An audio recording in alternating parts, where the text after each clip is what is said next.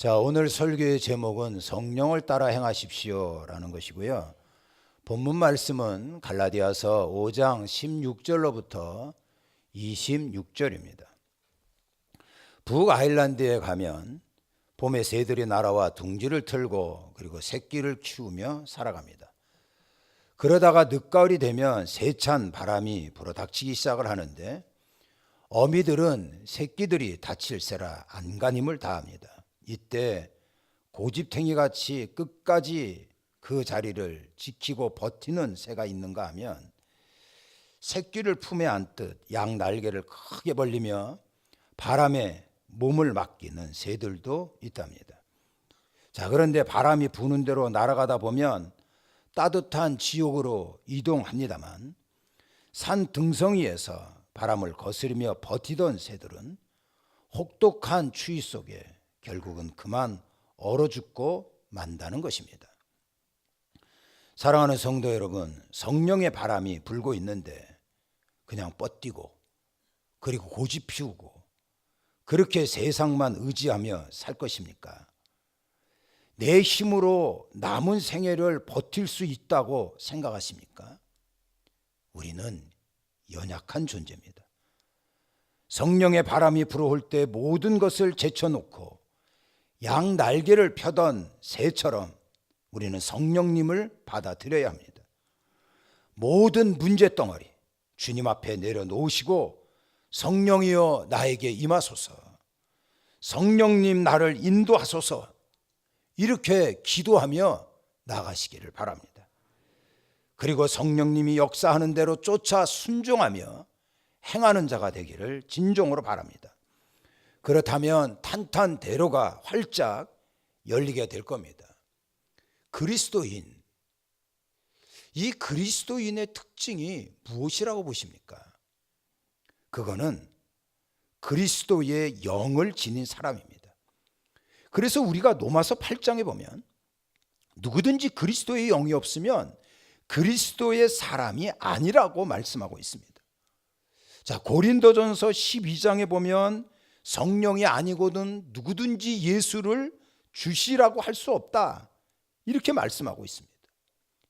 성령의 역사가 없는 종교적인 신앙생활, 의식적인 신앙생활, 율법적인 신앙생활, 제도의 틀에 갇힌 신앙생활은요, 그 믿음 생활 자체가 얼마나 힘들고 고달프고 어렵고 지친다는 걸 알아야 합니다. 신앙생활 자체가 이게 무거워지는 겁니다. 그래서 이러한 자들을 향하여 육신적인 그리스도인이다, 이렇게 얘기를 합니다. 성령을 쫓아 행하는 것이 성공적인 신앙생활의 비결이고요, 그리고 풍성한 삶을 누리는 첩경이라는 것입니다. 그래서 본문에서 뭐라고 얘기하고 있습니까? 16절에 보면 내가 너희에게 이르노니 너희는 성령을 따라 행하거라 라고 말씀하고 있는 겁니다. 우리가 성령을 따라 행하면은요, 위축되지 않습니다. 시리에 빠지지 않습니다. 낙심하는 일이 없습니다. 성령을 따라 행하는 삶에는요, 결코 실패가 없는 거예요.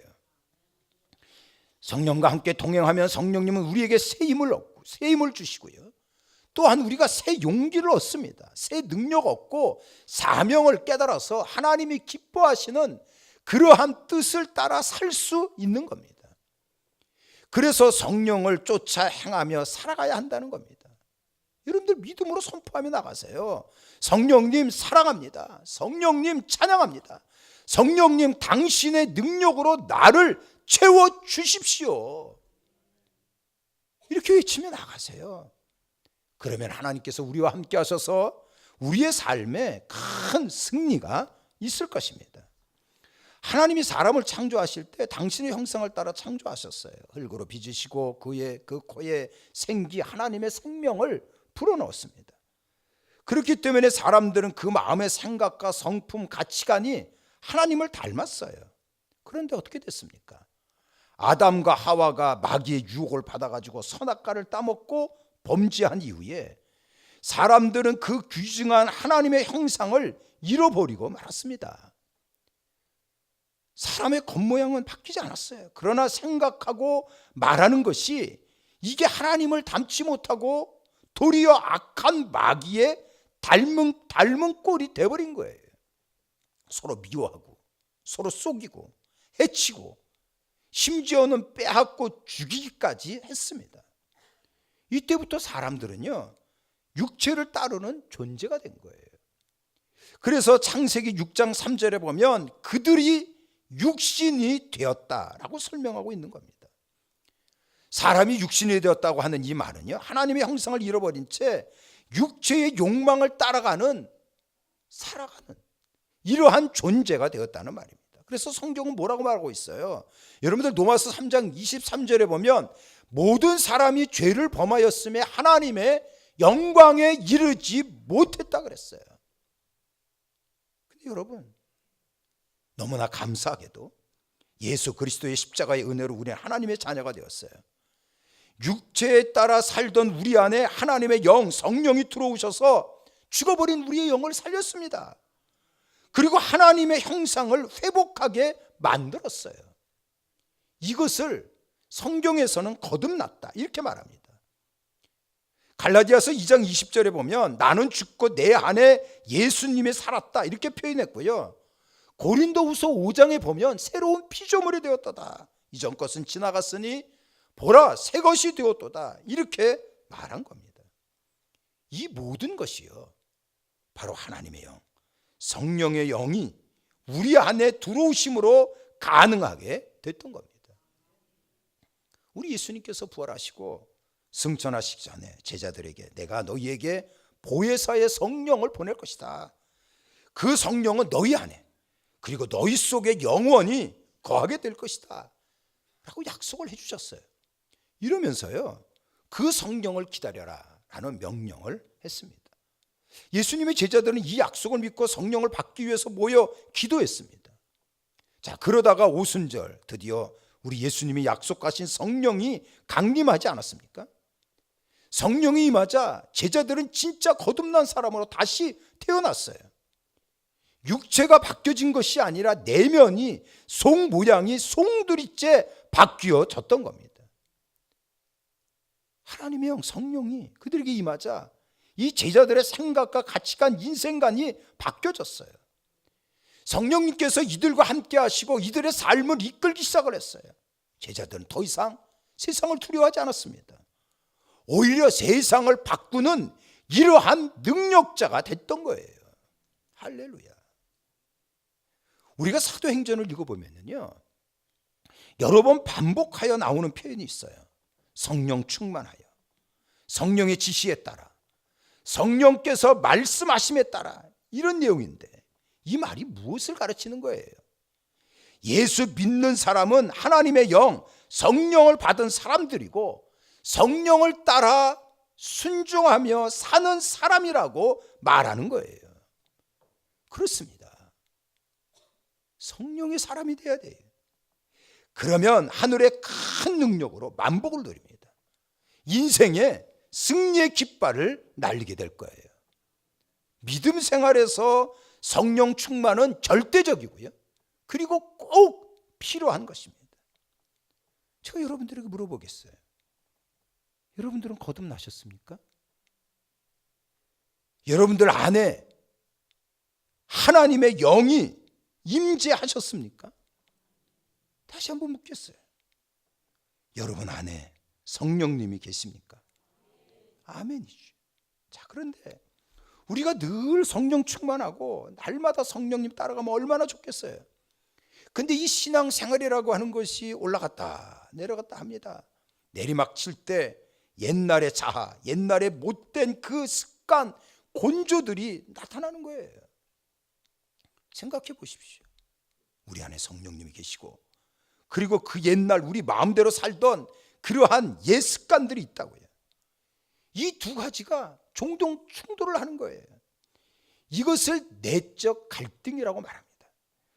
이런 내적 갈등에 대해서 본문은 이렇게 이야기를 했어요. 이게 16절로부터 17절인데 내가 너희에게 이르노니 육체의 소욕은 성령을 거스린다 그랬고요, 성령은 육체를 거스린다, 이렇게 얘기하고 있어요. 우리 내면에는 두 마음이 서로 싸우는 겁니다. 육체의 소욕이 있고 성령의 소욕이 있어요.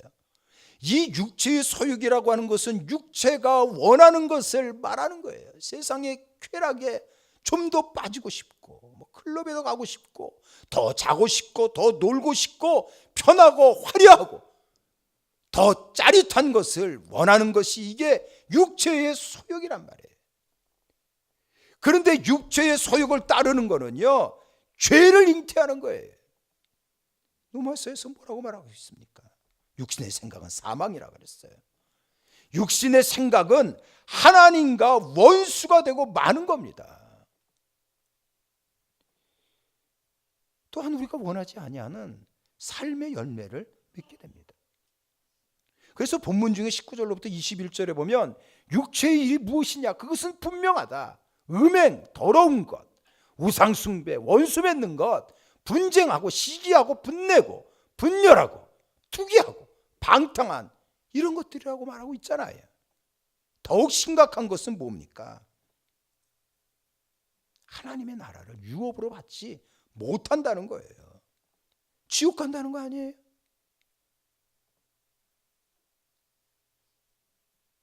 이 육체의 소욕이라고 하는 거는요, 얼마나 끌어당기는 힘이 강한지 어떤 경우는 우리가 주체할 수가 없어요. 감당하기가 어려워요. 끌어당기는 힘이 너무나 강하기 때문에 그냥 쓸려가는 거예요. 충동적이고 멸망으로 치닫게 된다, 이런 얘기예요. 근데 그러한 심각성을 알지 못하고 육체의 욕망에 따라 더 외치다가 결국은 파멸의 구렁텅이로 빠지는 겁니다. 우리는 이기는 자가 돼야 돼요. 인디언 투상이 자기 손자에게 사람의 내면에서 일어나고 있는 큰 싸움에 관한 이야기를 들려줬어요. 얘야, 우리 마음에는 늑대 2마리가 늘 싸움박질한단다. 한 마리는 아주 악랄한 늑대인데 요놈이 갖고 있는 것은 화, 질투, 슬픔, 탐욕, 열등감, 거짓, 이기심, 이런 것들이고, 다른 한 마리는 좋은 늑대인데 이놈이 갖고 있는 것은 기쁨, 평안, 사랑, 소망, 인내, 겸손, 친절, 긍휼, 진실함과 믿음이란다. 이럴 때 손자가 할아버지에게 물었어요. 할아버지, 어떤 놈이 이겨요? 추상은 간단하게 대답을 했어요. 네가 먹이를 주는 놈이 이기지. 맞습니다. 우리는 육체가 원하는 것을 단호하게 거절해야 됩니다. 먹이를 주면 안 돼요. 자, 먹이를 주지 않는다는 것이 뭡니까? 아까 읽었던 24절에 우리에게 확실하게 말하고 있어요. 24절 다시 한번 보면 그리스도 예수의 사람들은 육체와 함께 그 정욕과 탐심을 십자가에 못 박았다 그랬어요. 예수의 사람, 성령의 사람, 이 사람은요, 십자가의 삶을 살아가는 자를 말하는 거예요. 빌리 그레이엄 목사님과 함께 다니며 복음성가 가수로 활동했던 빌만이라는 사람이 있어요. 어느 날 이 사람이 공연을 은혜 가운데 마치고 대기실로 돌아왔을 때 그곳에 한 여인이 빌만을 기다리고 있었어요. 이 여인은 안타깝게도 귀머거리였어요. 벙어리였어요. 소경이었어요. 자, 여인은 빌만에게 공연 중에 마지막에 불렀던 거기 너 있었는가를 한 번 더 불러달라고 요청을 했습니다. 그는 기꺼이 그 노래를 불렀어요. 여인은 벙어리고 귀머거리라서 이 손가락을 말하는 사람의 입술과 성대에 대고 그것의 떨림으로 노래를 들을 수밖에 없었어요. 이것이 바로 그 그림이죠. 거기 너 있었는가 그때에, 거기 너 있었는가 그때에. 이 찬양이 대기실에 막 울려 퍼지자 이 여인은 눈물을 펑펑 쏟기 시작을 했어요. 그리고 계속 몸동작으로 무엇인가 표현하고 있었습니다. 옆에서 이 여인의 몸동작을 통역하는 분이 이렇게 얘기했어요. I was there. I was there. 나는 거기 있었습니다. 나는 주님의 십자가의 자리를 지켰습니다. 이렇게 외친 여인이요, 바로 그 유명한 헬렌 켈러였습니다. 거기 너 있었는가 찬양, 여러분들 내용을 아시잖아요. 거기 너 있었는가? 아무도 없었다. 이 찬양에 헬렌 켈러는 아니에요, 난 도망가지 않았어요. 나는 주님을 배신하지 않았습니다. 장애가 너무 힘들어서 한때 목숨을 끊으려고 했지만 이제 성령의 인도를 얻어 십자가의 사람이 되었노라고 고백하고 있었던 겁니다. 자, 우리도 성령 안에서요, 헬렌 켈러와 같은 고백이 분명히 있어야 돼요. 예수 십자가가 내 모든 것이라고, 내 삶에서 결코 십자가를 놓지 않겠다고 외치면서 나가야 돼요. 이게 성령 충만이에요. 1960년 어느 날 수바이처, 이분이 노벨 평화상을 받기 위해서 아프리카를 떠나 프랑스를 거쳐서 시상 장소인 덴마크행 기차를 탔어요. 수바이처 박사가 왔다는 이야기를 들은 많은 기자들이 취재하기 위하여 같은 기차에 올라탔습니다. 자, 수바이처는 노벨 평화상 수상자예요. 그리고 백작이라고 하는 높은 이러한 귀족이에요. 기자들은 당연히 특등실에 탔을 것이다, 이렇게 생각을 하고 찾아봤는데 그곳에 없었어요. 1등 칸에도 없었어요. 2등 칸에도 보이지 않았어요. 기자들은 설마 하는 마음으로 3등 칸에 가봤어요. 찢어지게 가난한 사람들이 나무 의자에 서로 낑겨 쭈그리고 앉아 있었는데 수바이처 박사는 거기서 그들을 진료하고 있었던 겁니다. 성령 충만이 뭡니까? 저는 이 헬렌 켈러와 같은 분명한 영적 성령의 체험과 고백이 있어야 돼요. 그리고 수바이처와 같이 분명한 현장에서의 십자가의 신앙으로 이어져 가는 삶이야말로 예수 그리스도의 구속의 은혜를 제대로 아는 진실한 그리스도인의 모습입니다. 이게 성령 충만이에요. 예수 그리스도께서 저와 여러분들을 살려내려고 우리 대신 십자가에 달려 죽으셨어요. 또한 보혜사의 성령님을 보내셨습니다. 예수님은 자신의 생명을 내어줄 정도로, 그리고 삼위일체 한 분이신 보혜사의 성령님이 인도하고 보호하실 정도로 저와 여러분들은 하늘나라에서 귀중한 존재라는 것을 잊어서는 안 돼요. 그렇다면 더 이상 육체의 소욕을 거부해야죠. 별것도 아닌 것에 흔들리면 안 된다는 거예요. 성령을 따라 살아가는 저와 여러분들이 되기를 바랍니다. 나는 죽고 예수님이 사는 성령의 사람으로 살아가기를 간곡하게 부탁합니다. 그래서 번성하고 창대하고 이전보다 더 큰 영광이 있기를 주님의 이름으로 축원합니다. 축원합니다.